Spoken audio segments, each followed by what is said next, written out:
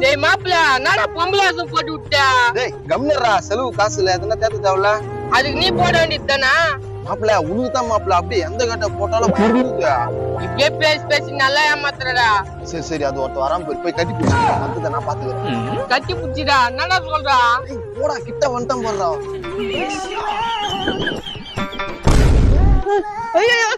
என்னம்மா பண்ற? என் தங்கச்சி வாழ்க்கை போச்சு, என் தங்கச்சி வாழ்க்கை போச்சு. நான் ஒண்ணும் பண்ணலங்க, அதுதான் ஸ்ட்ரைட்டா வந்து கட்டி பிடிச்சிச்சு.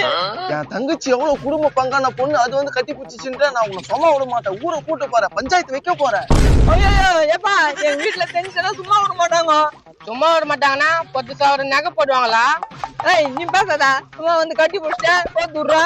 டேய் என் தங்கச்சியை திட்டுற, பஞ்சாயத்து கூப்பிடுறேன் நானு. வேணாப்பா வேணாப்பா. காசு எவ்வளவு வச்சுக்கிறேன்? மீன் வாங்கிட்டு ஒரு 500 ரூபாய் வச்சுக்கிறோம்பா. முத்துல திரும்பி பார்க்காத போடா. அத்தியம்மா